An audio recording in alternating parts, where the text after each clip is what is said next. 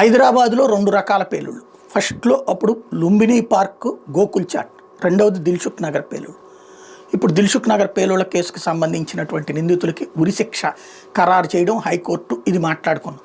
But ఈ 2 పేలుళ్ళ వ్యవహారాలకు సంబంధించి ఒక్కసారి గుర్తుకు తెచ్చుకోవాల్సిన చిదంబరం ఆనాడు చేసిన దేశద్రోహం.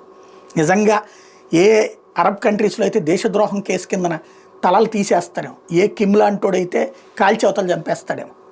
మన దేశంలో దరిద్రం ఏంటంటే దేశద్రోహ మాటల్ని హీరోల కింద వీరోచితంగా చేయడం, ప్లస్ మతపరమైనటువంటి నాటకాలు ఆడటం. ఆ రోజుల్లో తీసుకొచ్చింది ఏంటి, ఇది ఈ పేలుళ్ళు హిందువులే చేశారని చూపించే ప్రయత్నం.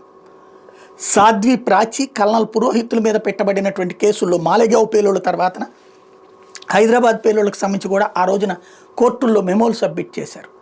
వీటి వెనకాల వీళ్ళే ఉన్నారు అన్నటువంటిది. ఇప్పుడు ఈ బత్కళ్ళు లేకపోతే లుంబినీ పార్క్ కేసుల్లో ఉన్నటువంటి వాళ్ళందరూ ఎవరు?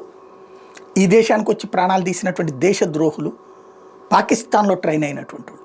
చివరికి పాకిస్తాన్ వాళ్ళను కూడా కాపాడుతూ అది హిందూ తీవ్రవాదం అనే పదాన్ని పుట్టించడానికి, హిందువులే తీవ్రవాదులుగా మారి ఆర్ఎస్ఎస్ సృష్టించిందనే ప్రచారాన్ని తీసుకురావడానికి, తద్వారా ఆర్ఎస్ఎస్ మీద బ్యానికి నరేంద్ర మోడీని ఎన్నికల్లోనే ప్రచారం చేయనీయకుండా చూడటానికి జరిగిన కుట్రల్లో ఇదొకటి.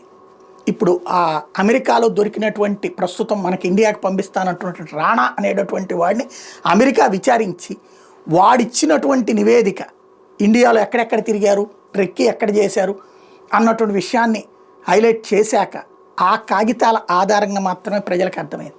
ముందు అసలు దొంగలు ఎవరో తెలిసినా సరే హిందువుల్నే ఉన్మాదులుగా చూపించే కుట్రలు చేసినటువంటి వ్యవహారం. చిదంబరం ఈ దేశానికి చేసిన అతిపెద్ద ద్రోహం ఈ సందర్భంలో గుర్తు తెచ్చుకోవాల్సిన అంశం.